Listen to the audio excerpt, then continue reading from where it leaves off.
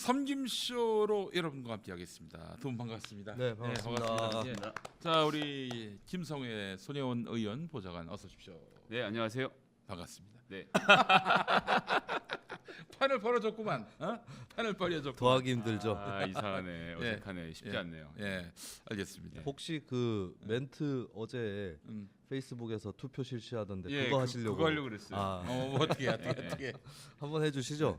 지금까지 이런 사람은 없었다. 손혜원은 국회의원인가 국민 거모인가? 예, 손혜원은 실 김성회 보좌관입니다. 예, 그래요. 극한 직업 극한 대사를 직업의 대사. 패러디한. 예, 알겠습니다. 자, 우리 김수민 평론가도. 네, 반갑습니다. 김수민입니다. 저는 그런 멘트를 절대 준비하지 않습니다. 아, 소화하기 힘들어서. 자, 아호가 있지 않습니까? 아호. 아호요? 예, 배은 김수민. 아, 배은이요? 다행입니다. 폐륜이 아니라서 격을 낮춰주시네요. 예. 예전에 그 송복 교수라고 아, 그만합시다. 그 얘기는. 수업을 한 번도 들은 적이 없는데 승을 돌렸다고 조선일보가 아주 대학생 때부터 씹은 우리 김수민입니다. 아주 장래가 촉망됐어요 그때부터. 예. 나이 들어 40 넘어서 이렇게 씹히는 것보다는 낫습니다. 아, 네. 그렇지 않습니까? 넘어서도 씹힐 것 같습니다. 김용민 씨가 저 씹지 않을까. 알겠습니다. 예. 자, 오늘도 역시 삼김쇼 명절 이후에 다시 이제 문을 열었습니다. 자, 어떻게 명절 어떻게 보내셨는지 뭐 근황 토크 좀 식상합니다만은. 네, 그 설을 기점으로 손혜원 의원 관련돼서는 보도도 많이 줄었고 네. 설 기간 동안은 보도가 나오지 않아서 정말 오랜만에 좀 쉬었고요. 연휴 기간 동안 그래서 근대 역사란 무엇인가, 근태 건축이란 무엇인가가 궁금해서 군산에 내려가서 군산. 예, 2박 3일 동안 군산의 근대 역사 문화 공간들 둘러보고 여러 가지를 구경하고 배우기도 많이 배우고 그러고 돌아왔습니다. 거기 적산 가옥 많잖습니까? 예, 거기 적산 가옥들 구경하고 그 당시에 어떻게 했는지 또 그러고 이제 군산이라는 곳이 어떤 거점을 가지고 관광 산업을 일으키고 있는지 또 근대 역사 박물관 굉장히 잘 해놨더라고요. 옛날에 이제 그런 박물관 가면 1분 휘리릭 돌아보고 나왔는데 네. 이번에는 그 왜 오디오 이렇게 꼽는 거 있잖아요. 네네네. 그게 또 이 자동이 돼갖고 제가 어떤 거 앞에 쓰면 거기 오디오 방송이 딱딱 나오더라고요. 그래서 굉장히 재미있게 들으면서 군산의 근대 역사에 대해서 많이 공부할 수 있는 계기였고요. 그리고 이게 1970년대 80년대만 하더라도 1920년대 역사는 치욕의 일제 시대 역사였던 것 같고 기본에는. 네. 근데 이제 21세기가 되고 2020년이 가까워져 오니까 1920년대의 역사에 대해서 지금의 젊은 층들은 네. 과거의 역사로 생각을 해서 그러니까 이게 적산가옥이라는 말이 적의 재산이라는 뜻이지 않습니까? 이게 무슨 적자예요? 무슨 산이에요? 그러니까 적 에너미 적의 재산입니다. 말 그대로 적의 재산. 그게 적- 김용민 씨는 붉을 적자인 줄 알았죠. 아니, 건물이 붉은색이고 아니 이러면. 포르투갈어 온줄 알았어요.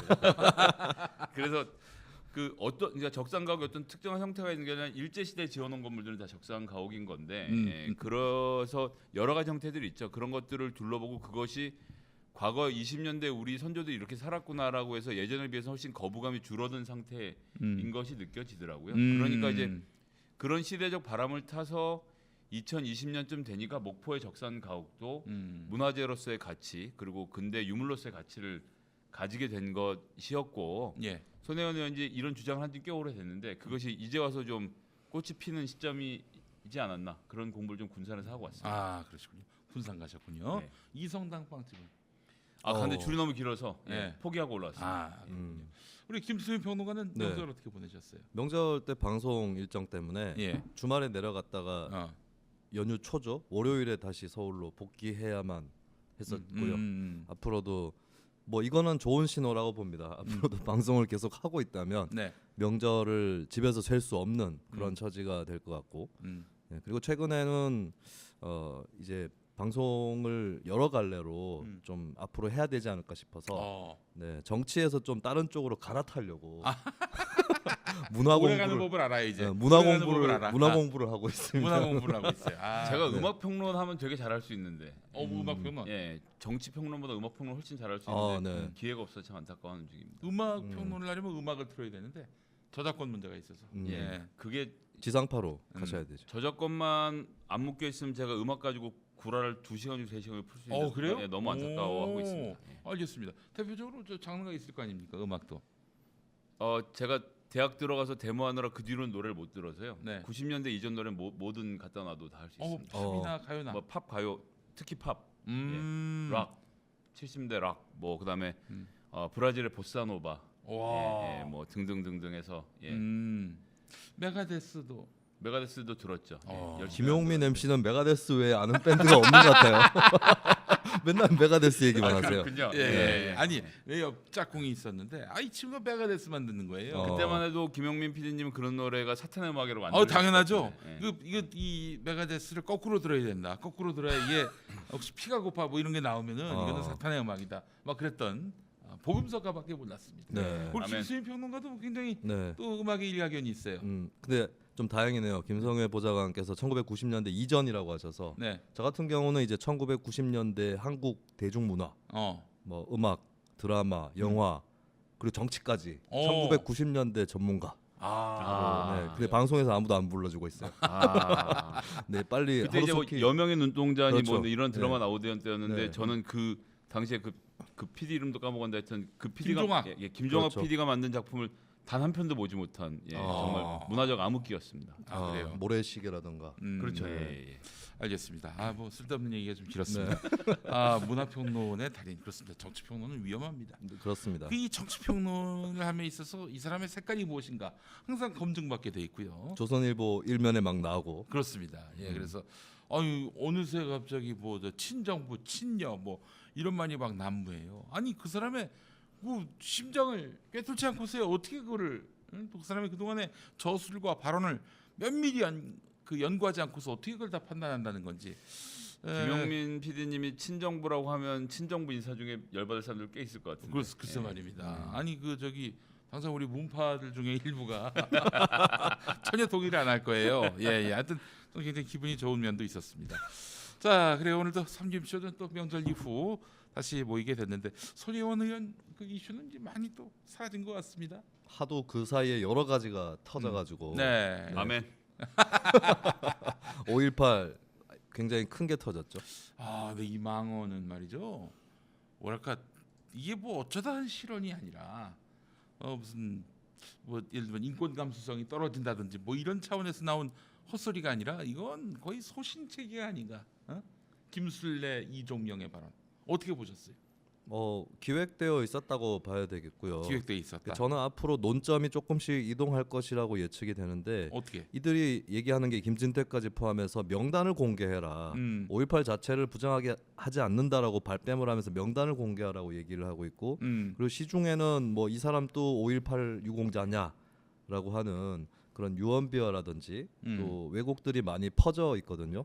그래서 유공자라고 하는 거기에 대한 쪽으로 공격을 하면서 민주화운동 유공자까지 논점이 좀 이탈해서 확전을 하지 않을까. 5.18에서는 약간 발을 빼겠죠. 지금 구석에 몰려 있으니까. 오늘 김진태가 광주에 내려갔는데 뭐 10분 만에 간담회를 끝냈다고 하고. 그래요. 그러니까 이 논점을 광주 5.18에서 유공자 중에 가짜 유공자도 있을 것이다. 네. 그 가짜 유공자가 만에 하나 있다면은 뭐 혹은 꼭 가짜 유공자가 아니더라도 가짜 유공자 비스무리하다. 뭐 예를 들면은 그 중에 뭐 누군가 하나가 뭐 월북을 했다든지 뭐 혹은 뭐 무슨 반정부 투쟁을 하다가 뭐 예를 들어서 뭐 감옥에 갔다든지 이런 거면은 또 좌경 뭐 이런 식으로 용공 이렇게 몰아가지고 말하자면 논점을 이제 본질을 또 흐트러뜨릴 그런 목적으로 오용될 수 있다 이런 말 아니겠어요? 이게 뭐 박근혜 정부 시절에도 공개하지 않았던 명단이고 5.18 유공자만 공개 안 하는 것이 아니라 전체 명단이 다 공개를 안 하고 있는 거거든요. 정부에서 운영하는 것이 그런 상태에서 정보 공개라는 미명하에 이게 뭐 얘기는 그럴싸하거든요. 뭐 꿀릴 거 뭐 있냐 공개 왜 못하느냐는 얘기를 하는데 이게 조금 앞으로 해서 돌려가 보면 그 문재인 정부 초기에 청와대 행정관들에 대한 사상 검증을 시도했던 적이 있어요. 청와대 행정관 선임 행정관들이 옛날에 뭐 정과자 하느니 뭐 이 사람이 이런 글을 썼느니 저런 글을 썼느니 해가면서 한 사람 한 사람을 색출하려고 시도를 했던 전례가 있는데 저는 이번 과정도 뭐 김수민 평론가님 말씀대로 민주화운동 전반으로 넓혀가면서 뭐 이런 정보화 공개 시대 왜 명단 공개 못 하느냐라고 해놓고 명단 공개하면 그 중에서 뭐 예를 들면 음주운전한 사람 그렇지. 그리고 1980년에 광주에서 민주화운동에 선봉에 섰다고 해서 1990년대까지 똑바로 살아야 한다는 뭐 이런 그 조건은 없는 거거든요. 왜 성인처럼 살지 못하느냐. 그렇죠. 뭐 뭐 이런 이제 프레임. 그 이후에 뭐 사기 전과가 걸린 사람이라든지 뭐 이런 것들 찾아내서 이 사람은 이렇고 저 사람은 저렇고 이런 식으로 해서 이 5.18 민주화운동 전체 혹은 민주화운동 전체의 흐름을 깨려는 시도를 할 것으로 보고 근데 이제 이게 버티는 입장에서는 그런 거죠. 아니 뭐 명단 공개하면 되지 뭐 꿀리는 거 있나? 라는 식의 공격을 해갈 것으로 보고요. 그래서 전 오늘 이정명 의원이 보도자료 냈는데 보니까 이게 뭐 확신범이라는 생각이 들었는데 이렇게 하고 있습니다. 그 상처를 받으신 분들께는 매우 송구합니다라고 시작을 하면서 다만 여야가 합의에 마련된 5.18 진상규명법 제3조 조사 범위에 대해 명시된 북한과 개입 여부 및 북한군 침투 조작 사건에 대한 검증과 다양한 의견 수렴은 국회의원으로서 기본 임무라고 하면서 5.18 관련된 두 가지 큰 쟁점을 뭐라고 하냐면 북한군의 개입, 북한군 침투 조작 사건에 대한 이념 논쟁이 아닌 승복력 있는 검증이라고 해서 북한군 개입에 대해서는 승복력 있는 검증이 이미 끝나서 법원 판결까지 나온 것인데 그렇죠. 이게 아직도 부족하다라고 하면서 이 5.18 유공자 명단 즉각 공개가 이루어지면 자기가 이제 국회의원직에서 물러나겠다. 뭐 이게 뭐 말도 아니고 방구도 아닌 어이, 말들을 이종명 씨, 당신 국회의원직 그만두는 게 뿌듯해서라고. 어? 제 말이 그 말입니다. 예. 이거 뭔데? 난 처음 들어봤어요 이종명. 저도 처음 들어봤어요. 예, 가기 전에 크게 이름을 한번 남기긴 했는데요. 예. 아니 근데 사실은 진짜 말씀하신 대로 이 80년대 유공자였다가 2000년대 들어서 음주운전이 걸렸다. 그럼 조선일보 제목이 딱 나옵니다. 네. 음주운전자가 5.18 유공자? 이 타이틀. 이 타이틀 나오지 않겠어요? 거기에 이제 월 150씩 수령 중 뭐 예를 들면 이런 거. 예, 전 뭐 유공자분들이 그 금전적으로 어떤 혜택을 보고 있는지 전혀 모릅니다만 예를 들어서 꼭 그런 데는 구체적인 액수가 그렇죠. 월별로 들어가는 형태로 하게 될 거라는 짐작을 충분히 해볼 수 있을 것 같습니다. 아 개새끼들 정말 이런 첫 같은 신문입니다. 예. 미리 이렇게 추정해서 비난해도 됩니까? 아 그럼요. 다양한 해석이 있을 수 있기 때문에 예. 아니 뭐 그런 전과가 없었던 언론이 아니기 때문에 네. 충분히 예상할 수 있죠. 아 그래요. 근데 그 왜 북한군 개입설 그거를 그 조사 대상에 넣었는지 난 그걸 이해를 할 수가 없어요. 이미 뭐 각종 과거사위원회에서 북한군 개입설 그거 듣도 보도 못한 얘기다. 그런 일은 없었다라고 얘기했고 전두환한테 그래가지고 물어봤어요 기자가 북한군 개입설 그래? 그런 일이 있었어? 난 처음 듣는데 전두환이 이런 얘기했으면 말도 안 거 아니에요? 근데 얼버무리면서 또 알츠하이머라서 그런다고.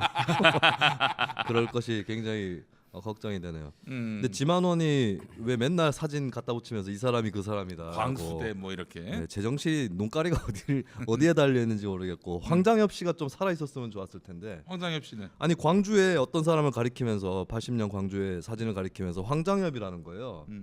아니 예, 광주에 들어가 있죠. 예. 광주에 황장엽 씨가 왔다는 네, 거예요? 황장엽이 급파돼가지고 작전을 수행했는 건지 황장엽 씨가 좀 살아계셨으면. 근데 황장엽은 군과 무관한 사람 아니에요? 황장엽뿐만 아니라 뭐 리선권부터 해가지고 어. 5만 사람들이 지만원의 그 데이터에 다 들어있어요.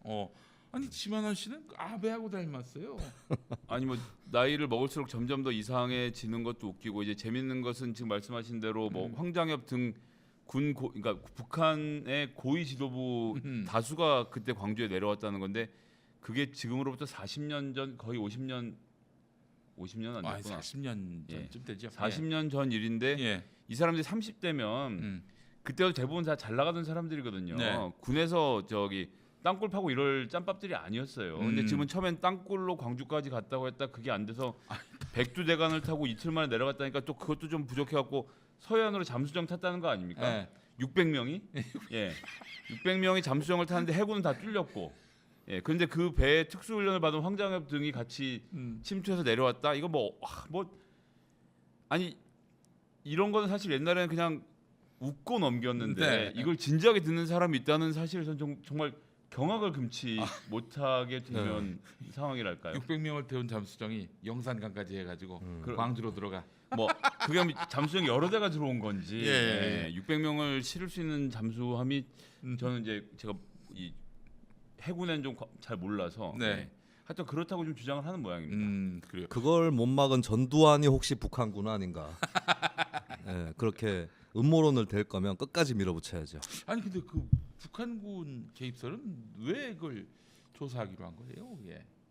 그러니까 북한군 개입설과 북한군 개입 조작설이 맞부딪히니까 그럼 두 개를 뭉뚱그려 논의하자라고 뭐 그런 거는 이제 그 항상 말씀드리지만 정치는 협상이라서 야당이 원하는 대로 여당이 원하는 대로 될 수가 없고요. 예. 서로 물타기를 하면서 하는 상황이 올 수밖에 없습니다. 그래서 그걸 뺐어야지 왜 받아줬느냐라고 질책하실 수 있겠지만 사실 현장에서는 그 일방의 주장 완전히 배제하고 가기 어렵거든요. 그래서 뭐 민주당 입장에서는 예를 들어서 이번 기회에 북한군 개입설을 완전히 뿌리 뽑겠다라는 생각으로 조작설과 개입설 두 가지 다 집어넣었을 것으로 추정이 되고요. 근데 이제 그 인간들이 진실을 알고 싶어서 그렇게 하는 건 아니잖아요.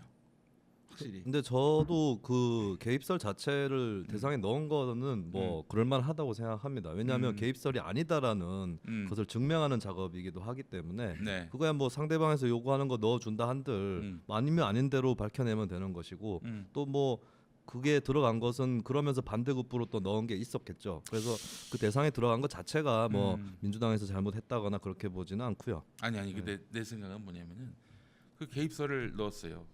만약에 저쪽에서 키를 쓰고 이 진상 규명을 막는단 말이죠. 그래서 결국에는 뭐 규명이 안 됐어요. 아 북한군 개입설은 규명이 안 됐다. 그 위원회를 가동시켰는데 규명이 안 됐다. 그렇기 때문에 이거는 어쩌면 있었을지도 모른다.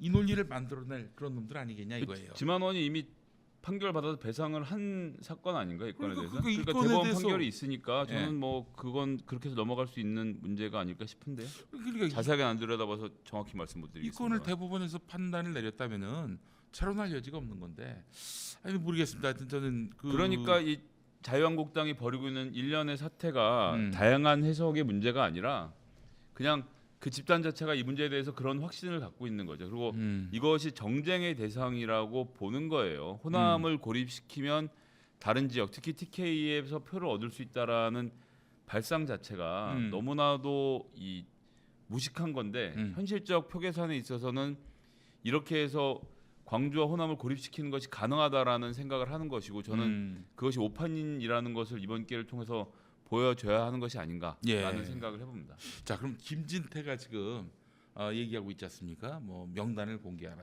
이렇게 나오고 있는데 지금 당권 주자로 나섰단 말이죠. 그 김순례도 뭐 보니까 자유한국당 최고위원 선거에 나가겠다 지금 그러고 있는 상황이고요. 이들이 자유한국당 내의 당권을 노리면서 왜 이런 5.18 북한군 개입설을 이야기했을까?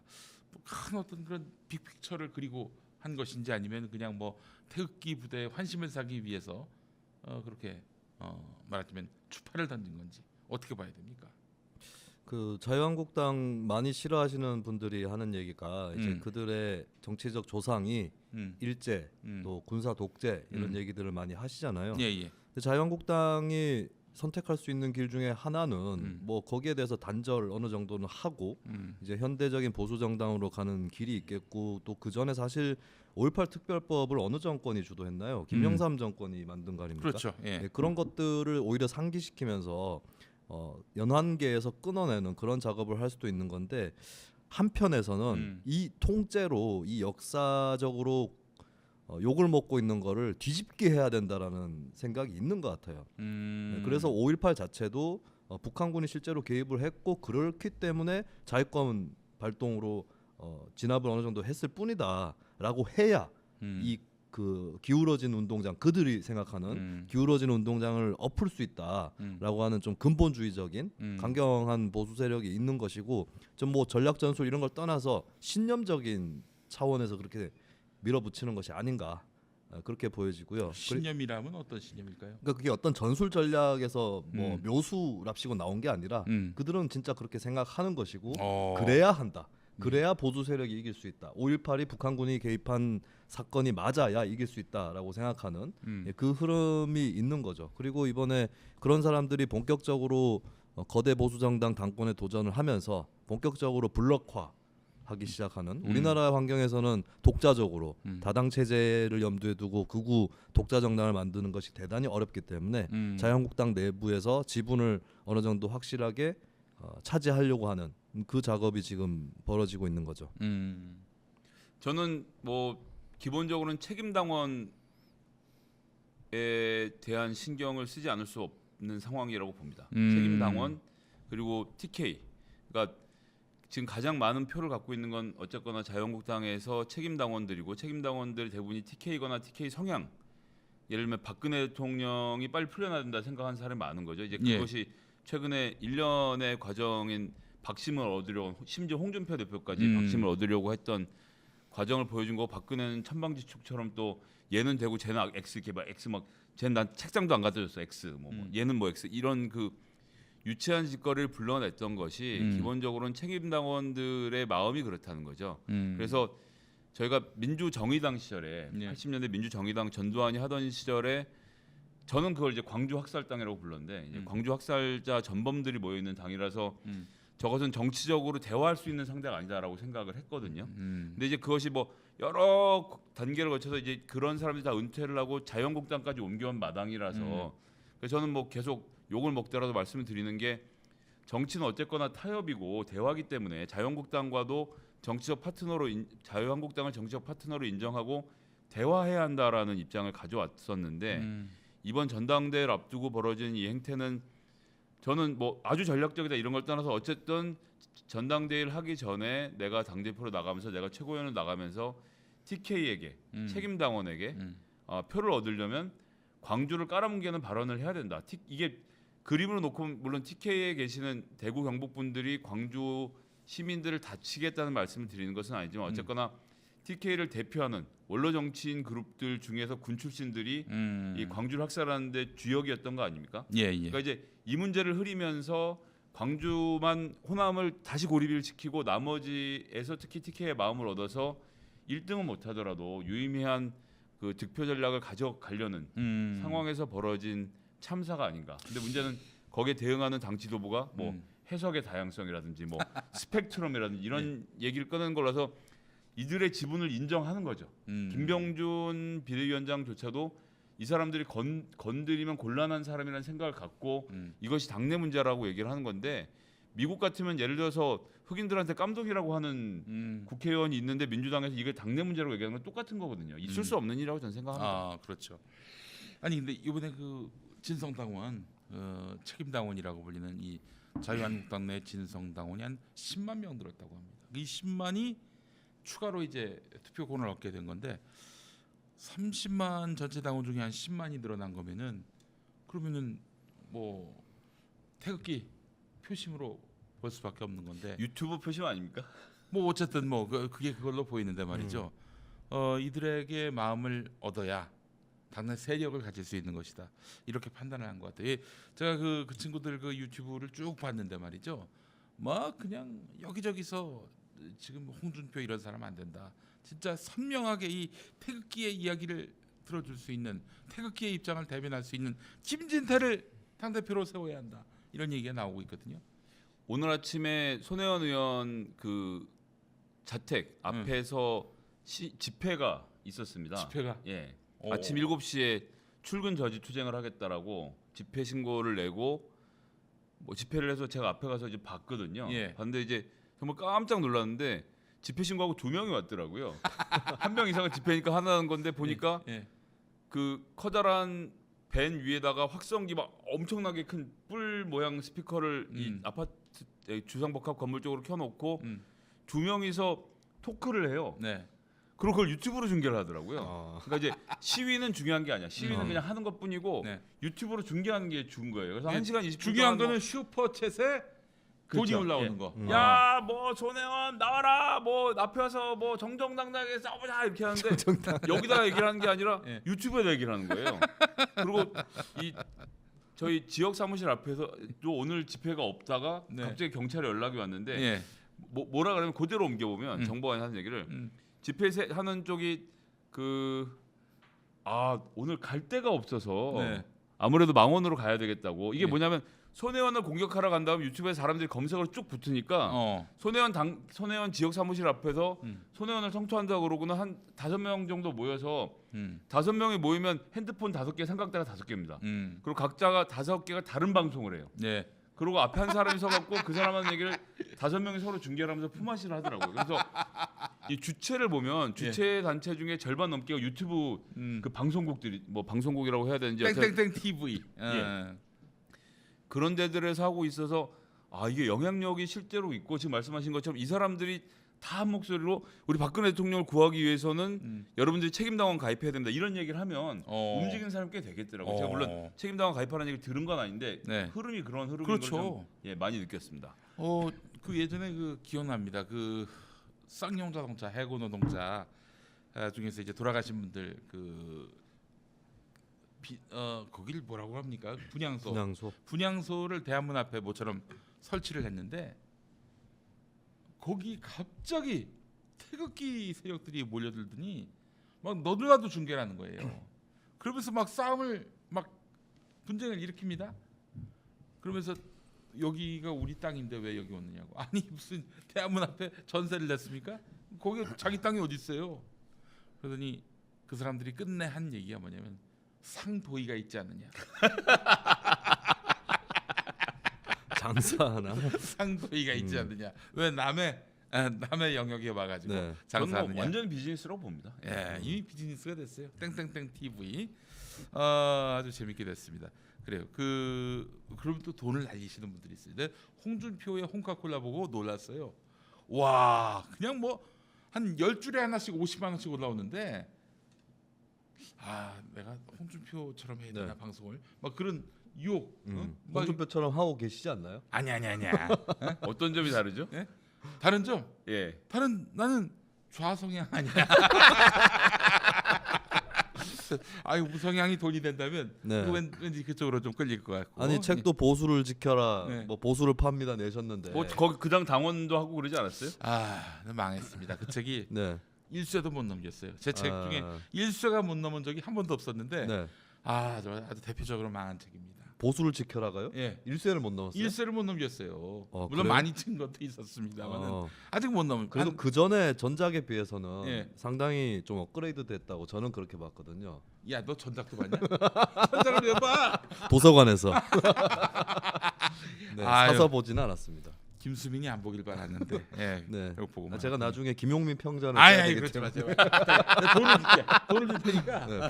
본인은 김어준 평전 쓰시고 왜 저는 못 쓰게 하세요? 하여튼 뭐 써놓고 가격 협상을 하셔야 될 것 같은데. 알겠습니다. 자, 그래요. 하여간 그 보수 세력들은 특히 태극기 세력들은 요즘 유튜브라는 새로운 신수종 사업에 다들 막 이목이 쏠리는 바람에 시위도 다 유튜브로 중계하면서 슈퍼챗에서 올라오는 돈으로 말하자면은 삶의 의미를 찾는 그런 분들이. 근데 이제 뭐 같은 의미에서 손혜원 의원이 이번에 SBS를 포함한 보수 언론의 융단 폭격을 견뎌낸 것 중에 아주 큰 몫은 뭐 김영민 TV에서도 엄청나게 뭐 도와주셨다는 표현 좀 이상하지만 제가 그 사실관계를 정확히 확인해서 보도를 해주셨지만 예를 들면 목포 MBC의 유튜브 채널. 그리고 뭐 시사타파도 그렇고 저희 뭐 자체 손혜원 TV도 그렇고 이런 데에다가 저희가 저희 주장을 잘 담아서 올리고 이것이 공유가 되고 조회수가 12,000, 30,000, 50,000 올라가면서 뭐 다스베이다도 대표적인 예고요. 보니까 종전 시청 기록을 깨던데 그렇게 해서 어쨌든 공중파만큼의 영향력을 지금 이런 유튜브가 미치고 있다라는 반증이 이제 우리 쪽에도 마찬가지로 있지 않았나 싶은 생각을 많이 하게 됐고요. 그래서 이젠 정말 언론 고시 봐서 기수가 몇 기니 뭐 선배 후배 따져가면서 하는 사람들만 말할 수 있는 시대가 아닌 거잖아요. 사실 SBS가 그렇게 공격했을 때 우리가 반격할 통로가 언론밖에 없으면 어쨌거나 사과를 하면서 언론에 나가서 우리 얘기를 했어야 되는데 지금 이 상태에서는 뭐 커뮤니티 뭐 딴지 클리앙 뭐 감사합니다 이런 커뮤니티부터 시작해서 유튜브 또 팟캐스트 등등의 그 우리가 목소리를 낼 수 있는 공간을 통해서 우리의 목소리를 냈고 그것들이 국민들을 설득했기 때문에 솔직히 말씀드린 손혜원 의원이 항상 호감인 캐릭터는 아니거든요. 그전에 뭐 선동열의 신재민 건에 대해서는 커뮤니티에서도 정말 많은 욕을 먹었고 저희가 비판을 많이 받았는데 이번 건에 대해서만큼은 정말 많은 분들이 우리 편을 들어주셨고 그래서 후원금도 저희가 반환한 것이 6천만 원이 넘습니다. 아 그래요? 예, 그래서 오. 닫았는데도 계속 보내주셔갖고 예, 그렇게 됐고 거의 앞으로 저 김용민 TV 계좌로 좀 알려주시면. 근데 이게 여기서 중요한 건 이렇게 보내주신 분이 한 15,000명 가까이 된다는 거예요. 그래서 그 1인당 평균액이 2만 원에 못 미치는 예, 이렇게 좀 다양한 참여들이 됐던 것이 뭐 커뮤니티 유튜브, SNS 뭐 등등의 채널들을 우리가 갖고 있었기 때문에 이 거대 언론과의 싸움. 그래서 혹자는 이번이 이제 미디어 레거시의 그 침몰하는 첫 장면을 봤다라고까지 말씀해주신 분이 계셨는데 뭐 이제 그렇게까지는 모르겠지만 어쨌든 우리가 죽어가면서 우리 목소리를 낼 수 있는 통로는 확보했다는 점에서 저는 좀 굉장히 좀 고무적이었다고 생각합니다. 알겠습니다. 그러니까 광주 얘기로 다시 돌아와서 광주 5.18 모독과 관련해서 다시 얘기해 보자면 일단 자유한국당 내 당권을 노리는 차원에서 말하자면 5.18 도발을 획책한 것이다. 이렇게 봐도 되겠죠? 뭐 저는 그보다 더 큰 차원으로 말씀을 그래요. 드렸고 장기전 어쩌다 망언한 게 아니라 네 장기전이다. 그들 입장에서는 본격적인 극우 세력의 바로라고 볼 수 있겠고 네. 글쎄 이걸로 전당대회에서 김진태라든지 이쪽이 이긴다라고 계산했을지는 잘 모르겠어요. 그쪽에서는 선전만 해도 어느 정도로 자기네들의 지분이 있는지 확인하는 것 자체가 의의가 있기 때문에 그렇죠. 예를 들어서 뭐 오세훈도 나오기로 했잖아요. 네. 오세훈을 만약에 이기고 만약에 김진태가 그렇죠. 2등이 된다? 그러면 자기 공천 뭐 걱정 안 해도 되는 거고 네. 그 태극기 세력을 대거 말하자면은 공천을 줌으로써 당내에서 자기 세력을 만들 수 있는 그런 토대를 마련하는 거 아니겠어요? 그렇죠. 만약에 황 전 총리가 대표가 될 경우에 지금까지는 지지층 위주의 행보를 펴왔지만 대표가 되고 나서는 좀 외연 확장을 신경 쓸 필요가 있어요. 그리고 그렇게 계산을 할 수 있는 거고 심지어는 유승민하고 직거래를 통해서 더 당을 키우는 그런 작전을 쓰면서 총선 때는 친박 인사 중에서 일부를 컷오프 시키는 그런 읍참 마속을 할 수도 있는 건데 김진태 쪽의 지분이 넉넉하다는 게 확보가 되면 그러면 네, 뭐 황 전 총리 발목 대표가 되더라도 발목을 잡을 수가 있는 거죠. 그 1등하고 2등이 만약에 그런 식으로 황교안, 김진태가 된다면 저는 자유한국당이 좀 분열로 갈 수 있지 않을까 하는 생각이 들어요. 1등 황교안, 2등 김진태. 네. 그래서 홍준표의 선택이 또 주목받지 않을까.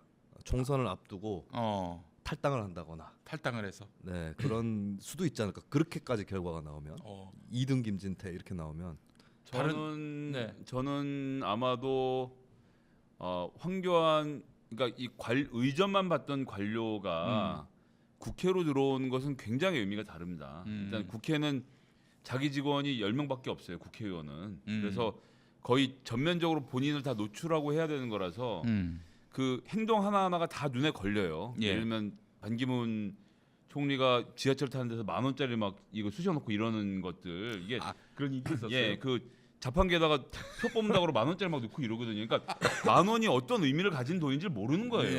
예. 그러니까 그냥 버스 값이 70원이게 7,000원이게 물어보면 70원하고 7,000원하고 어떻게 다르지? 이렇게 생각하는 사람 예를 들면 정몽준이 예전에 실제로 지하철비가 70원이다 이렇게 얘기한 적이 있잖아요. 우리처럼 버스가 세밀하게 100원, 200원이 어떤 의미를 가지는지를 남이 다 해주는 사람 모릅니다. 그래서 저는 황교안 당대표가 1년 정도 대중에게 노출돼서 정치를 하면 반드시 실수를 할 거라고 생각하고요. 홍준표는 그걸 노리고 저는 홍준표는 이번은 어차피 안 될 것 같고 그럴 바에 비대위원장이 낫겠다 생각하고 전 사퇴했다고 봅니다. 그래서 올겨울쯤에 비대위 구성이 되는 상황을 짐작하고 행보를 했다라고 생각합니다. 올 겨울이라면 연말. 예, 연말.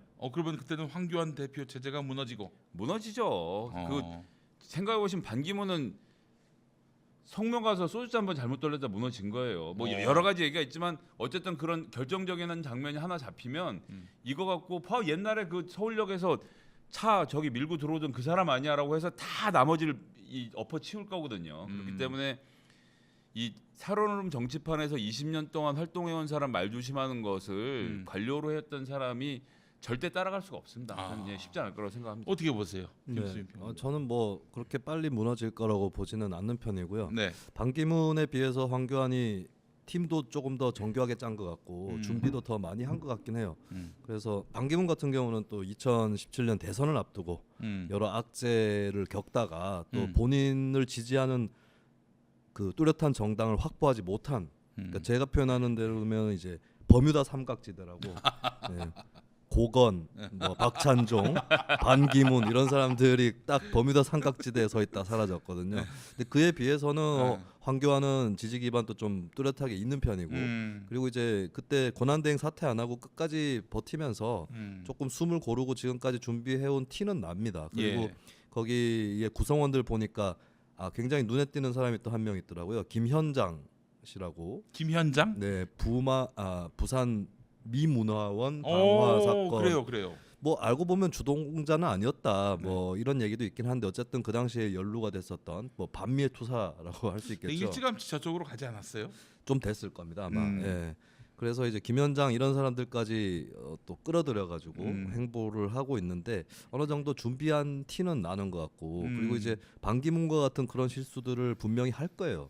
황교안 또 여기저기서 할 텐데 일단은 좀 지지층이라든지 보수 언론에서 카바 치는 쪽으로 끌고 가지 않을까 생각이 들고, 근데 어쨌든 홍준표는 뭐 황교안 체제가 총선까지 치른 다음에 당의 총선 결과가 폭망을 하든지 뭐 여러 가지 경우의 수를 보고 이번에는 빠진 거다라고 볼 수 있겠고, 또 이제 김용민 MC의 홍준표가 출마해서 당선된다라고 하는 예측이 또 한 번 빗나갔다는 것에 농담이었습니다. 농담이었어요. 조금 다른 레퍼토리를 개발하시죠 이제. 농담 말고. 네. 저는 홍준표 사퇴하는 걸 보면서 바로 김용민 MC를, 김용민 PD를 생각을 했습니다. 당신은 항상 나를 의식하는데 그렇지 않아도 됩니다. 그러지 마세요 좀. 의식하는 게 아니라 제 머릿속에 박혀 계십니다. 알겠습니다. 그래요.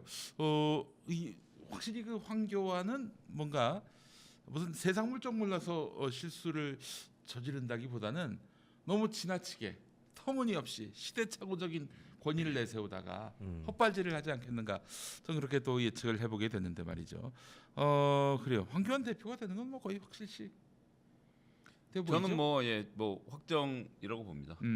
뭐 그러니까 벌써 이제 2월 이제 12일인데 뭐 그리고 오세훈 생각보다 너무 전투력이 약해요.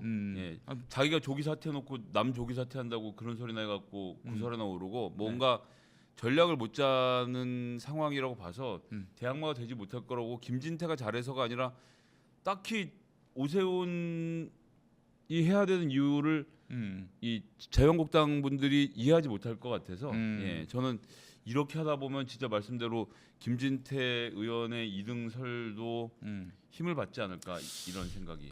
저 많은 분들이 황교안 씨가 대통령이 되면 어떡하냐 걱정하시는데, 제가 어제 비장의 비법을 방송 중에 제시했습니다. 뭐냐? 황교안이 이제 자유한국당 후보가 된다. 그러면은 황교익 씨를 출마시키는 겁니다. 황교익 씨를. 그래서 어느 당으로? 하여튼 무소속이요? 중요한 게 아니라 네. 황교안하고 황교익하고 헷갈리게. 착시 효과 때문에 네. 표가 분산되도록. 어떻습니까? 괜히 좋지 않아요? 예? 어떻습니까? 국민이 우습죠?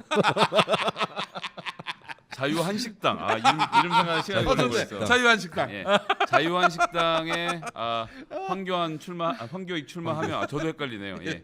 그래요. 가능할 것 같습니다. 황교익 현재 파마 좀 풀고 똑같이 분자까지 똑같이 해가지고 어쩔 사람 저기 황교안이야 황교익이야 헷갈리게 이렇게 만들어. 둘이 고향도 비슷하지 않나요? 아닌가? 그건 모르겠어요. 고향은 잘 모르겠어요. 취소하겠습니다. 자유한식당으로. 예. 그 이번에 황교안 씨가 이제 당 대표가 되더라도 연말이라고 말씀하셨어요. 홍준표가 가만두지 않을 것 같아요. 당 대표가 된 후에 뭐 조금만 잘못해도 계속 콩카콜라로 씹어댈 것 같습니다. 근데 올해 상반기에는 조금 수위 조절을 해야 될 것 같고요. 왜냐하면 옹졸해 보이잖아요. 옹졸해 보이는. 네, 그래서 아마 좀 타이밍을 잡지 않을까 이렇게 생각이 되고, 홍준표의 페이스를 짐작해 볼 수 있는 과거의 사례를 보면, 제가 아까 전에 탈당할 수도 있다고 얘기를 했는데 새정치민주연합의 안철수 대표하고 거기서 좀 참고점을 찾아볼 수 있지 않을까. 왜냐하면 안철수도 굉장히 좀 여러 침묵을 오랫동안 하다가 2015년 말에 들어와 가지고 당을 깨고 나갔거든요. 예, 그런 페이스를 또 홍준표가 연출할 수 있을 텐데 그렇다면은 당분간은 뭐 크게 당분간 만약에 뭐 황교안이 대표가 되고 난 직후부터 크게 떠든다면은 오히려 양쪽 간의 타협 가능성이 높다는 뜻이라고 저는 보고 그래요. 예, 오히려 이제 일단은 좀 잠잠하게 있으면 잘하면 저러다가 깨고 나갈 수도 있겠구나. 뭐 이렇게 보는 게 맞는 것 같아요. 김수민 평론가는 너무 네. 황교안 씨가 뭔가 지략이 있고 뭔가 또 빅픽처를 그릴 줄 알아서 뭔가 이 판을 주도할 수 있는 능력을 가진 거 아닌가 네. 이렇게 좀 보는 것 같아서 지금 홍준표 얘기했는데 왜 황교안? 홍준표 얘기했습니까? 네네 아, 탈당할 죄송합니다. 수도 있다. 죄송합니다. 예, 난왜 황교안을 이렇게 띄워놨습니다. 황교안은 오히려 예. 어떤 재주를 부리기보다는 우직하게 가는 게 황교안한테는 좋은 길일 텐데 외통수라서 그래요. 그렇게 할지는 잘 모르겠습니다만. 네. 알겠습니다. 좀 황교안 이후에 그 자유한국당 방향도 함께 얘기를 해보고 있는데 그래요. 그 저기 황교안과 지금 박근혜 세력 사이에 어떤 냉기류가 형성돼 있습니다. 이걸 어떻게 보세요? 이렇게 보는 사람도 있더라고요. 이 황교안이 친박 색채를 떨쳐내기 위해서 일부러 이런 상황을 작당하고 유영아 쪽하고 작당한 거 아니겠는가 이렇게 보는 시각도 있던데. 황교안이 그렇게까지 머리가 돌아갈 것 같지는 않고요. 박근혜와 유영아 변호사도 그렇게까지 머리가 돌아가지 않습니다.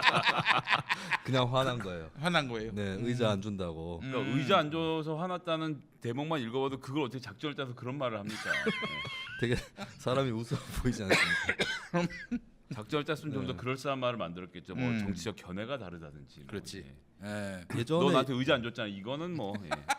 예전에 2017년 대선 때 뭐 인터넷에서 이런 화제가 있었죠. 예. 박근혜는 누굴 찍을까? 옥중에서 부재자 투표를 할 수 있으니까. 예. 박근혜는 누굴 찍을까? 뭐 어떤 사람은 조원진이다, 어떤 사람은 홍준표다, 뭐 이렇게 얘기하는데 제가 안 찍는다고.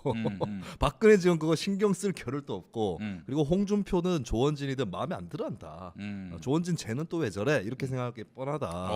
예, 그랬더니 뭐 왠지는 잘 모르겠지만 투표를 안 했어요. 어쨌든 박근혜 씨가. 예. 그 뭐 박근혜 일당이 예. 뭐 그런 데까지 머리가 돌아간 나를 조금 밟고 차별화함으로써 너만은 살아라 교환아 이거 아니라는 거죠. 그래서 우리 기반을 만들어다오 친박의 기반을 네, 이런 게 아니다. 그거 아니고 그냥 단발적으로 얘기를 한 거고. 의자를 안 줬다고.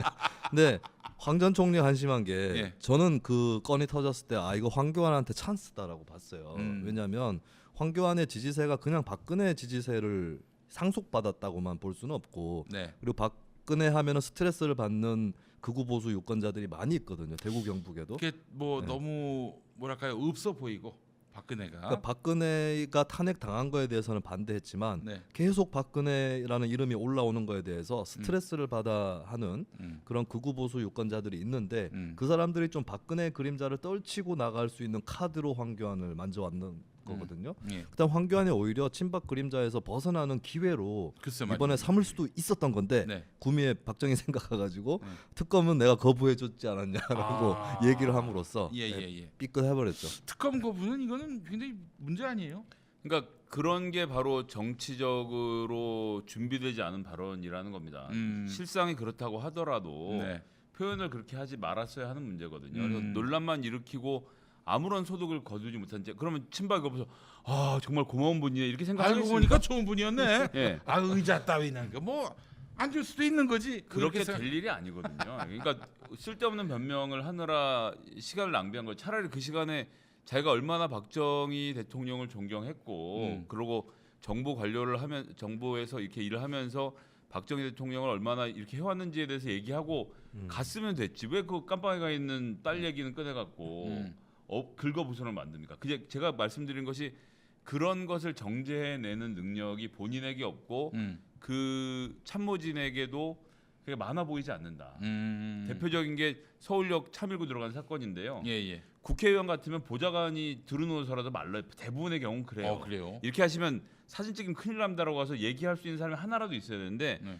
거긴 그 수많은 수행 중에 단 한 명도 그 황교안한테 가서 이러다 사진 찍히면 큰일 난다는 얘기를 못 하는 거거든요. 그 얘기는 뭐냐면 거꾸로 하면 못하는 분위기가 있다는 거예요. 참 그렇기 때문에 뭐 연말이라고 딱 집어서 말하는 것이 좀 쫄리긴 하지만 어쨌건 계속 사고를 칠 거다. 그 세상 물정 모르는 거네요. 그것도 역시. 세상 물정을 알 필요가 없이 살았잖아요. 지금까지. 그러네요. 영감님 소리 들으면서 지금까지 살아오면서 그런 디테일한 얘기를 알 필요가 없었거든요. 그렇다고 해서 이 양반이 게으른 양반이 아닙니다. 매일 밤 9시면 자고요. 새벽 2시에 일어나서 2시간 동안 큐티하고 성경 말씀을 예. 읽어요. 새벽 4시부터 하루 일과를 시작한 사람이에요. 신문 다 봐가면서. 우리보다 100배 1000배 부지런하고 열심히 사는 사람입니다. 하지만 세상 물정은 모르는 거죠. 그거랑 그거는 아무 상관이 없거든요. 저는 그 법조 기자로 일했던 분 얘기가 우병우와 황교안을 비교하는데 우병우는 요밀조밀 해가지고 사건을 만든대요. 그런 능력이 있는데 황교안은 그런 능력은 전혀 없고 황교안의 능력은 뭔 사건이 완벽해. 이 사건을 없는 것으로 만들어 버리는 그 능력이 나도 도통했다는 그게 거예요. 더 대단한 거 아니에요? 그런가? 아 그래요. 나 요밀조밀 뭐 어떻게 만들어 가지고 나라를 부강하게 또 번영하게 하는 게 아니라 부강하고 번영한 나라를 아예 그냥 망가뜨리는 그런 능력만 있는 게 아닌가 하는 생각도 좀 해봤는데 그래요. 그 저기 일단 특검을 거부했다. 이거는 국정농단의 공범이라는 점을 스스로 인정하는 거 아니에요? 예, 뭐 전 그렇게 봅니다. 그것을 게다가 그렇게 다 자랑할 지경이었으면 예. 얼마나 사석에서 많이 얘기를 해왔겠습니까? 저는 뭐 이거 그냥 묵과하고 넘어갈 수 있는 문제가 아니고 뭐 5.18부터 시작해서 많이 터져서 그렇게 하는데 황교안 이 문제에 대해서 앞으로 답을 꼭 해야 될 문제가 아닌가. 아니 근데 생각합니다. 황교안 씨는 왜 그걸 자랑했을까요? 난 좀 이해를 할 수 없는 게 근데 그것 때문에 뭐 박근혜가 유죄가 될 걸 무죄로 만들었다면은 그거 뭐 또 사실 공치사거리가 될 수 있을 텐데 그게 아니라 이 지금 도합 30년 넘었죠. 그한 30년 그렇죠. 됐을 거예요. 그러니까 한 40년 될 30년으로 줄여줘서 고마워해야 되는 건지 여간 그걸 왜 공치사했는지 도무지 난 이해를 할 수가 없는 거고 그러니까 친박표를 자기가 확실하게 얻어야만 당대표가 될 수 있다. 뭐 초조함 이런 것들의 그 다른 표현이 아닌가 하는 근데 생각이 이제 들고요. 기본적으로는 이런 종류의 사람들의 공통점이 있는데요. 욕 먹는 일을 당해본 적이 한 번도 없습니다. 이제 뭐 우리 김영민 PD님에게 좀 더 쉽게 설명을 드리면 대형 교회 목사들이나 좋은 목사님들도 네. 그 본인한테 욕한 사람 아무도 없잖아요. 전도사에게도 욕한 사람 아무도 없고 그렇거든요. 네. 그런 환경에서 자라온 사람들은 요만한 소리를 듣는 것도 이게 견딜 수가 없는 상황이 돼요. 네, 네. 제가 예전에 그 기독교 신문사에서 일할 때 보면 네. 아주 훌륭한 목사님이시고 정말 인격적으로 훌륭한 분인데 글을 기고를 하면 거기 댓글이 100개 달리는데 그중에 2개가 이제 문제가 되는 댓글이 있거든요. 뭐 님이 뽕이다 뭐 예를 들면 이런 게 하나 올라왔다고 쳐봐요. 그러면 98개가 좋은 내용이니까 보통 사람 넘어가는데 이런 분들 그 2개 안절부절하거든요. 잠을 그거 못 좀 자요. 지워줄 수 없냐? 예. 이건 난 너무 억울하다. 뭐 이런 거예요. 네. 근데 전 황교안도 같은 경우라고 보고 그 무슨 책상 의자 얘기 듣고 나니까 막 이게 막 본인이 감당할 수 없는 어떤 이런 게 있어서 막 감당할 수 예. 없다 갑자기 머리가 빠져. 그 탈모인에 대한 모독적인 방송은 제가 아니 저 탈모라고 얘기했어요. 아무 얘기도 안 했어요 나는. 예. 머리는 하루에도 몇만 개가 빠지죠. 그렇지. 네. 예. 그렇기 때문에 그런 이야기를 듣는 사람들이 그것에 대해서는 어떻게 해서든 자기 입장을 얘기하고 넘어가는 성미가 있기 때문에 예, 그래서 다시 말씀드리지만 총리는 정제된 발언만 준비된 원고대로 하면 되는데 정치는 계속 애드립을 쳐야 되거든요. 네. 예, 사고가 날 것이다. 그렇군요. 계속 결론은 글로 가고 있어요. 그래 반대 비판 세력을 잘 못 견디하더라고요. 예, 그렇죠. 그 예전에 저 이재정 의원이 무슨 뭐 실 하나 갖고 막 흔들어 던지니까 이거 왜 이러는 겁니까? 뭐 이랬던 황교안 아닙니까? 그것도 같은 건데 예. 그 또래의 남자들 중에 여자가 말하는 걸 못 견뎌하는 사람들이 있습니다. 여자가 예, 자기한테 막 그러니까 쓰고 같은 쌍심질 켜고. 제가 국회에서 많이 보는데 황교안 특히 그런 케이스인데요. 음. 여자 의원이 질문하면 이게 막 정말 부르르 떠는 게 보여요. 그래요. 예, 예. 그러니까 이재정 의원 질문이 대표적이고 지금도 뭐 동영상 찾아 돌려보시면 황교안 의원이 다른 야당 당시 민주당 의원들에게 그렇게까지는 하지 않습니다. 근데 여자한테 그런 얘기 듣는 거는 견딜 수가 없는 일인 거죠. 평생 당해본 적이 없는 일이고 그것도 같은 범위이기 때문에 예. 예, 이게 그래서 만만치 않을 거라는 얘기를 계속 하는 거예요. 네. 그래요. 그 우리 황교안 형의 이런 협량함을 보면서 내가 대통령감이 아닌가 하는 생각이 들었습니다. 왜냐면 저는 끊임없이 김수민으로부터 네. 견제를 당하고 또 때는 도전을 당하고 그렇지만 저는 넉넉한 마음으로 네. 큰 포용심으로 일단 유튜브 이 대통령부터 하시는 걸로. 그거를 견제 도전이라고 생각하시는 것 자체가 굉장히 현명한. 네, 저 별 뭐 그것도 안 했는데. 야, 너 조선인 네, 같아? 개구리입니까 개구리? 조선인 같아? 네. 날마다 당하자니? 형 좀 쳐줘라 좀. 아, 그래요. 네. 알겠습니다. 정말 우리 황교안 대표 시대 자유한국당의 앞날이 참 뭐랄까요? 불투명해 보이는데 4월에 재보선이 있습니다. 어떻게 될 것 같아요? 황교안 대표 체제에서. 좀 경남 지역만 예정이 돼 있죠. 확정된 아, 그런가요? 네. 두 군데인데. 야, 이거 아주 뭐 통영 고성도 뭐 해볼 수 있다고 하지만 만만치 않습니다. 김경수 경남지사의 고향이 고성인데 경남에서 가장 김경수 지사의 득표율이 낮았던 뭐 가장 낮았던까지 모르고 아주 낮았던 곳 중에 하나 고성이었을 만큼 결코 쉽지 않고 고성과 통영이 또 별도의 생활권이라 거기서 민주당이 이번에 열심히 하겠지만 결코 만만하게 볼 수 있는 승부는 아니다라는 말씀 좀 드리겠습니다. 아, 그래요. 결국 이제 황교안 대 문재인 대통령 이런 대결 구도가 형성되는 겁니까? 그렇게 구도가 잡히면 민주당 쪽한테 유리할 것 같은데 아무래도 유권자 입장에서 뭐 문재인 대 황교안이 붙는다라고 생각하지는 않을 것 자유한국당 같아요. 그렇게 그 구도를 만들 네. 것 같아요. 그거 더 불리할 것 같은데. 아, 그래요? 수도권이 없기 때문에 저는 경남만 놓고 하는 선거라 그것을 정권 심판의 의미로 받아들이긴 조금 어려운 상황일 테고 게다가 4월 그 보궐선거 치를 때가 북미 정상회담 끝나고 뭐 예를 들면 김정은 위원장 답방 등의 그 남북 관계에 관련된 이벤트들이 계속 펼쳐질 시기라서 그렇게까지 관심을 가지지 않을 것 같다는 예측을 좀 해보겠습니다. 아, 그래요. 작년 지방선거 끝나고 직후에 뭐 제가 녹화할 일이 있어서 경남 지역에 갔는데 거기 리얼미터의 권순정 실장이라고 계시잖아요. 경남에 무슨 일 있었어요? 막 물어보시더라고요. 왜냐니까 이제 매주 여론조사 데이터 갖고 분석 해설을 하시는데 갑자기 자유한국당이랑 민주당이랑 갭이 줄었다는 거예요. 지지도가 경남 지역 지지도가. 제가 별일 없어도 그럴 수 있다고. 그러니까 선거 끝나고 난 다음에 이제 지역 주민들이 자유한국당을 한 방 매겼다. 심판했으니까 또 살짝 이렇게 균형을 맞춰줘야지 이런 심리가 좀 있는 것 같아요. 그래서 경남이 뭐 내년 총선까지 굉장히 핫플레이스가 될 거라고 보고 있고 이번에 재보선이 예상된 지역이 두 군데는 좀 상반된 지역입니다. 한 군데는 공단의 도시 지역 창원 성산이고 한 군데는 이제 통영 고성 조금 더 시골 지역이라서 두 지역이 많이 다르긴 한데 또 각자의 맥락대로 선거를 치를 텐데 MBC에서 실시한 여론조사 결과로는 좀 김경수 지사 구속이 민주당한테는 그 지역에서는 영향이 좋지는 않은 것 같아요. 좀 구속이 더 타당하다는 의견이 더 높게 나타나는. 그래서 좀 약간 악영향이 있을 수 있는데 거꾸로 이제 저는 정의당하고 민중당 지금 창원 성산에 공을 많이 들이고 있잖아요. 네. 피해자가 될 가능성이 좀 보인다. 아, 두 당이. 네, 왜냐하면 김경수 지사 구속 때문에 민주당과 자유한국당 지지층 결집을 하면서 군소정당이 더 끼어서 손해를 보는 그런 쪽으로 갈 수도 있지 않을까 생각이 듭니다. 그리고 여러 가지 경우의 수들이 있을 수 있고 자유한국당이 두 개 다 가져가는 수도 있을 수 있어요. 두 개 다 못 가져갈 수도 있겠지만 네. 여러 가지 그 갈래가 펼쳐져 있어서 굉장히 이제 뜨겁게 총선 전초전으로 지켜볼 수 있는 선거가 될 것 같습니다. 제가 그쪽의 물정을 몰라서 그런데 뭐 둘 다 자유한국당이 이기면 모르겠지만 둘 다 만약에 진다면 자유한국당이 그러면 우리 황 대표 네. 체제가 바로 흔들리는 거죠. 바로 흔들리는 거죠. 근데 저는 황교안 당 대표가 돼서 선거 운동 기간 동안 창원을 돈다. 그다음에 통영과 고성을 돈다.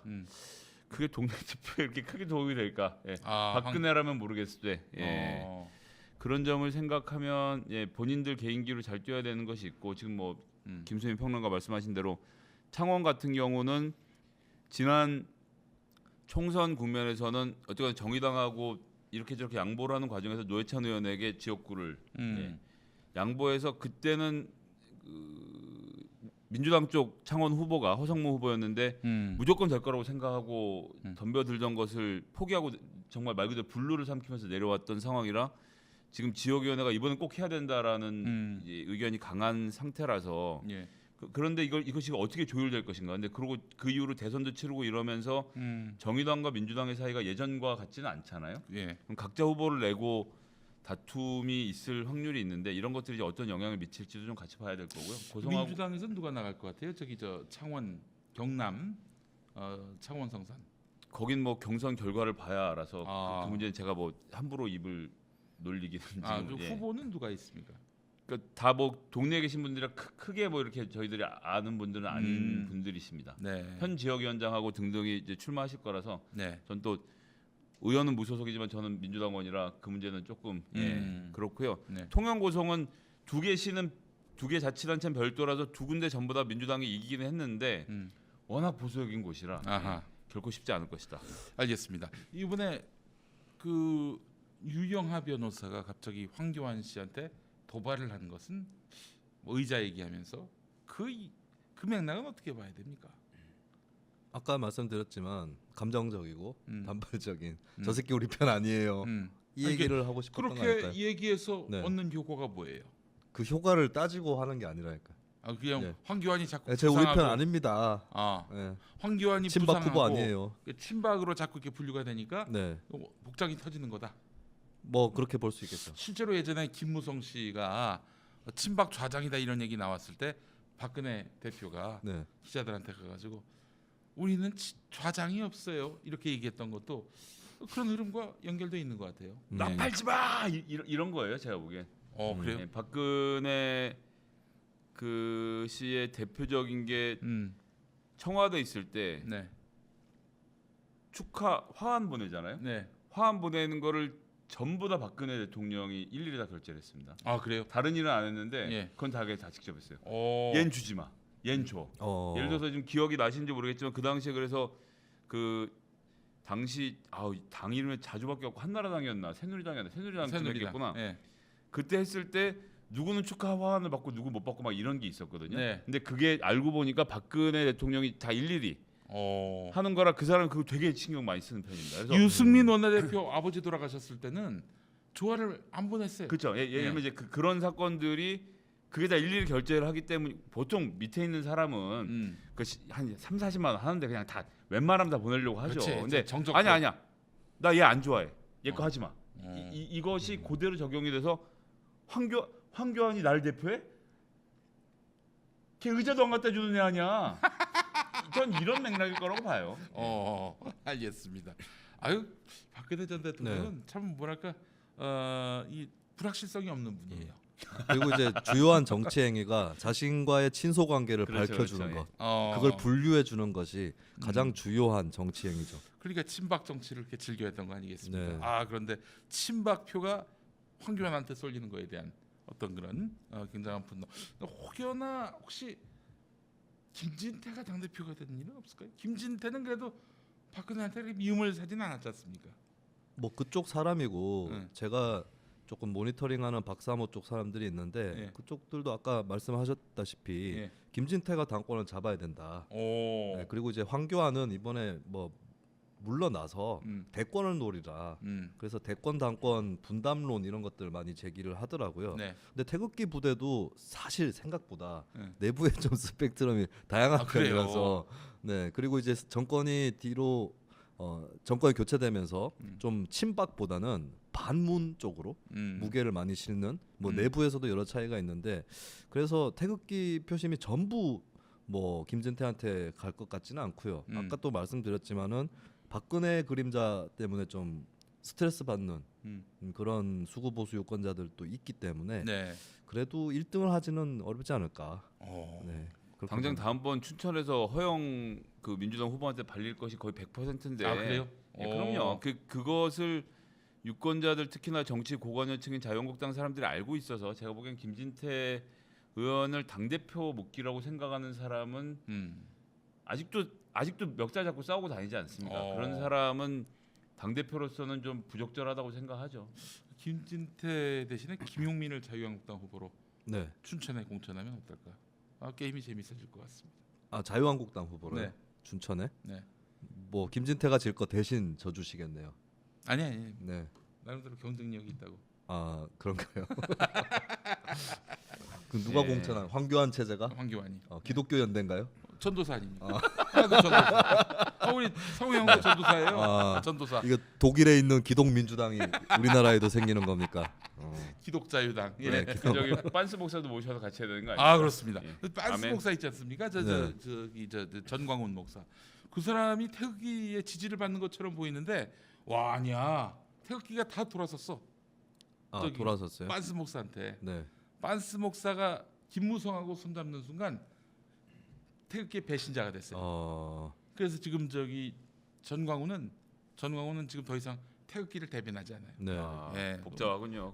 모르는 예. 사람들 많이 있던데 예 거기도 뭐 다 다릅니다. 예. 자 알겠습니다. 자 그나저나 조선일보 얘기를 우리가 조금 은근슬쩍 했었는데 조선일보가 요즘에 뭐 약간 제가 봤을 때는 이 뭐 낙곰수 또 팟캐스트 출신들을 막 맹비난하기 시작했습니다만은 저는 그걸 이렇게 보거든요. 박수환 게이트, 기사하고 이런 엿을 바꿔먹은 이런 자신들의 부끄러운 민낯이 덮여지기 위해서 괜히 낙곰수 팟캐스트 출신들과 전선을 형성한 것이 아니겠는가 이렇게 봅니다. 그 소식 보셨죠? 네, 박수환. 봤습니다. 예, 있을 수 없는 일 아닙니까? 아, 그럼요. 그리고 언론 입장에서 쪽팔리는 일이죠. 그런 사람이 진짜 영화처럼 붙어가지고 네. 안 그래도 뭐 조선일보의 송희영 전 주피 같은 경우는 주변 사람들한테도 혹시 내부자들의 실제 모델 아니냐 이런 질문을 받았다고 하는데 그렇죠. 물론 제 생각에는 실제 모델은 따로 있는 것 같아요. 류근일 씨가 실제 모델이 아닐까 싶긴 한데 어쨌든 여담. 김대중 씨 아닐까요? 류근일 씨 거기 보면 백윤식이 민주화운동 출신으로 나오잖아요. 설정. 그러네. 네, 그게 류근일이 가장 가깝지 않을까 저는 그러네, 그렇게 보는데 보니까. 그 어쨌든 양반이 4.19 때인가 이렇게 1차 인혁당 사건에도 연루됐었고요. 그렇죠. 한국 그렇죠. 최초의 삼인주의자입니다. 류근일 씨가. 그래요? 네, 제가 알기로는 하여튼 그런데 네. 어쨌든 송혜영 씨 얘기로 돌아가면 뭐 이 박수환하고 또 연루되어 있는 언론인 중에 하나로 드러났고 이 참 그 뭐 하는 일은 다른겠지만 영화에 나오는 그 이병헌이 하는 최응사 일하고 뭐가 그렇게 다른지 언론인의 양심을 판단하는 의미에서는 네 그렇게 생각이 듭니다. 네. 저 박수환 관련해서 저는 뭐 다른 것보다도 이제 계속 뭐 이제 손혜원 의원 최근에 이해상충 문제가 불거지면서 엄청 두들겨 맞았잖아요. 네. 근데 지금 언론들이 이해상충을 얘기할 자격이 있는가가 첫째로 궁금하고 조선일보 행태야 뭐 다들 보셨을 테니까 뭐 이 시청자들한테 그 말씀을 더 드릴 필요는 없겠지만 근데 이것을 미디어투데이랑 뉴스타파 말고는 보도를 아무도 안 해요. 보도가 이렇게 안 중요한 돼요. 사안에 대해서 진보 보수 매체를 막론하고 다 입을 다물고 있습니다. 이게 지상파도 입을 닫고 있어가지고 그러니까 이런 것이 정말 이해상충이고 그들이 손혜원을 뭐 2만 건이 넘는 기사로 짓밟아 왔던 전례를 비추어 봤을 때 어떻게 이 문제에 대해서 이렇게 다들 모르쇠로 일관을 하고 있는지. 그럼 야 예를 들면 어디 TF 꾸려갖고 야 조선일보 기자들 이해상충 뭐 있나 좀 찾아봐 이렇게 할 법도 한데 오로지 그 KBS 저널리즘제의 최경영 기자만 관련돼서 이제 부동산이 연루되어 있는 이해상충 정황을 하나 쓰면서 뭐 칼럼도 쓰고 이야기를 하고 있습니다만 이렇게까지 조용한 언론사들 과연 국회의원들 비판할 자격이 있는지 저는 좀 되묻고 싶습니다. 당사자의 입장에서. 네. 예. 근데 이제 저는 놀란 게 말이죠. 박수환 그 양반하고 그러니까 기업하고 조선일보 사이에 어떤 다리 역할을 하는 그 인물이 조선일보의 뭐 기자, 편집 책임자하고 나눈 문자 보면서 너무 놀랐어요. 조선일보에 이렇게 뭐 기사로 칼럼으로 한 줄 들어가는 거에 대해서 박수환 씨가 이렇게 영광으로 여기는 가문의 영광으로 여기는 전 이 부분에 대해서 정말 경악을 금치 못했습니다.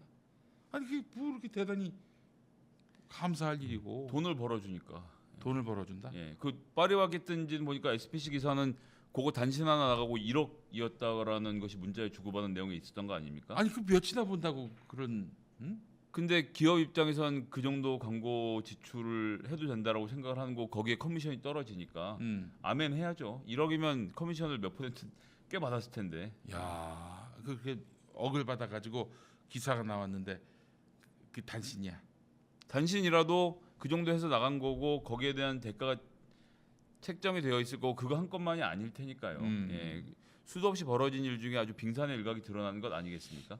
그 기사의 분량으로 보자면 김용민이 네. 언급된 기사는 얼마나치일까요? 이게 부정적인 게 아니라 만약 긍정적인 것이라면 얼마나 친다고요? 예, 얼마나치가 네. 될까요?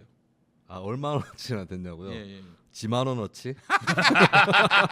와 역시 아재들이라서 이런 거 웃어주시고 코드에 맞습니다. 코드에 맞아요. 아주 박수를 피아노 치고 싶네. 저격했습니다. 예. 동화되는 너무 것 좋습니다. 같아요. 예. 네. 아니 조선일보에 네. 당하신 적이 있잖아요. 아 저는 그래도 뭐 이름이 언급되지는 않아서. 이름이 언급이 안 됐었나? 네네. 아니 단체 명의부터 해서 아예 그쪽에서는 언급 안 하는 작전을 펴더라고요. 네, 뭐 또 때에 따라서는 그렇게 대응하기도 하는 것이죠. 또 그렇게 이름을 또 박으면은 네. 또 괜히 또 키워주는 수가 있다 이렇게 판단을 해서 그리고 이제 모임 이름도 안티조선 뭐 이런 건데 조선일보에서 그렇게 올리기는 어려웠을 것 같고. 아까 전에 기사 한 줄 뭐 그런 것이 그렇게 값어치가 높냐 질문하셨는데 다들 공감하실 것 같아요. 요즘에 뭐 종이 매체의 영향력이라는 게 날이 갈수록 감퇴하고 있는 것이고 예. 사실 내부자들 영화에도 그 백윤식이 사건이 이제 사태가 다 뒤집혔다라고 자신감을 보이면서 하는 말이 내일 신문 나왔나 조간이 나왔을 텐데 뭐 이런 식의 얘기를 해요. 마치 신문 딱 뿌리면 다 정리된다는 식으로 얘기를 하는 건데 그것도 현실하고는 그렇게 맞지 않죠.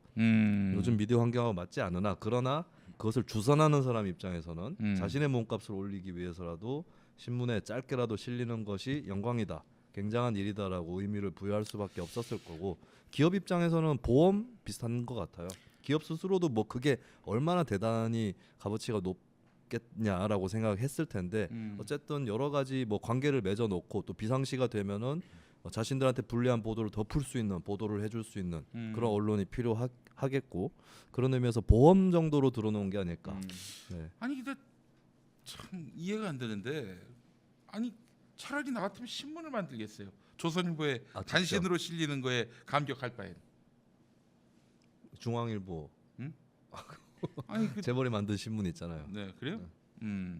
그러네요. 뭐 그러지 뭐 굳이 조선일보에 한 줄 실리는 것 같고 보는 사람도 없고 사회적으로 1억이라는 돈이 예, 우리에게 1억과 예, 대기업의 1억은 의미가 완전 다르니까요. 예, 뭐 그니까 조금 전에 말씀드렸지만 70원인지 700원인지 구분이 안 되는 마인드에선 1억은 사업비로 지출해야 된다. 뭐 지출을 간단하게 할 수 있는 돈이라고 생각했을 거예요. 아 그러니까 박수환 씨는 자기의 미션이 달성되니까 감격한 것이지만 그렇죠. 기업으로서는 뭐 그렇게 크게 감동받는다든지 네. 그런 건 아닐 수도 있겠다. 더 기분이 씁쓸해집니다. 네, 네. 우린 1억이 큰 돈인데 그렇게 생각하시면 안 됩니다. 저들에겐 뭐 예. 아무것도 아닌 돈이니까요. 알겠습니다. 예. 아유 오늘 이렇게 해서 또 마무리를 네. 해야 할 것 같습니다. 오늘 얘기를 참 많이 했네요. 특히 자유한국당 얘기를 많이 했었는데 황교안 씨의 미래에 대해서도 또 우리가 함께 이야기를 나눠봤는데 그 유여해 전 최고위원이 KBS 1라디오 제가 진행하는 프로 나오세요. 그 양반 말씀은 이미 오래 전부터 황교안, 홍준표, 오세훈에 대해서 굉장히 좀 뭐랄까 좀 저평가를 하더라고요. 황교안이 뭐 될 가능성도 있지만은 새로운 다크호스가 있을 것이다라고 했는데 그게 김진태였나 봅니다. 예. 아유, 네, 다크하네요 거긴. 네, 다크한 호스, 다크한 호스. 자, 김진태 앞으로의 또 향배를 봐야 될 텐데 김진태가 사퇴하거나 그러진 않겠죠? 의원직을요? 예. 왜? 아니 뭐 지금 여론이 뭐 안 좋으니까 전혀 그렇지 않겠죠. 전혀 그렇지 않습니까? 네. 그 혹시 다음 총선 때 또 지역구로 옮겨서 출마하는 건 아닌지 우려가 되네요. 어디로? 대구 경북 쪽으로. 그럴 수도 있겠네요. 자기가 예를 들면 2등을 했다면은 뭐 대구 경북 지역에 자기 스스로 또 내려가가지고 네. 공천을 받아가지고 출마할 수도 있겠네요. 정치는 장기전이고 진지전이기 때문에요. 다음번에 한번 하고 안 하고가 중요하다기보다는 자기 지지세를 얼마나 확보하고 있느냐의 싸움으로 좀 볼 거라고 보고요. 그래서 김진태 의원은 이제 태극기 부대를 중심으로 해서 자기 세를 공고하게 만들고 끝나거나 뭐 종편좀 나가고 유튜브 방송하고 이러면 또 먹고 사는 건 해결이 되니까 예. 그렇게 하면서 지지자들로부터 후원 받고 그 세력을 잘 모아서 4년 후에 또 올 새로운 세상을 준비하면 되는 문제라고 좀 볼 거라고 보고요. 그래서 네. 다음번 총선에서 이기고 지고 물론 이기면 좋겠지만 진다고 해서 정치인으로서 생명이 끝난다라고 절대 생각하지 않을 것이다. 네, 알겠습니다. 이런 예측으로 오늘 마무리할 텐데 우리 괴산 청결 고추님 이분이 용민이 형 춘천 출마 좀 이런 말씀하셨습니다. 네. 예, 이 괴산 청결고추님이 하루에 3번 목욕하는 분입니다. 아 왜요? 괴산 청결고추 아닙니까? 네. 예, 괴산 지역이 배추, 고추 이런 것이 유명하죠. 예, 고랭지이기 때문에 블루베리도 잘 되고요. 예, 알겠습니다. 농민들 모욕하지 마십시오. 어떻게 이렇게 저 요청을 하는데 어떻게 우리가 수용을 해야 됩니까? 춘천 출마. 어? 아 춘천 출마요. 예. 그건 뭐 당선되길 바래서 한다기보다는 예. 나가면 재밌지 않을까 이런 관심이 아닐까 싶습니다. 그래. 단순한 흥미와 네, 재미. 그렇죠. 알겠습니다. 빅매치. 예, 빅매치. 알겠습니다. 자, 이렇게 해서 오늘 삼김쇼 마무리하겠습니다. 우리 김성애 보좌관님 수고하셨고, 네. 김수민 평론가님 수고하셨고, 네, 고맙습니다. 자, 김용민이도 고생했습니다. 자, 여러분 다음 주에 뵙겠습니다. 안녕. 감사합니다.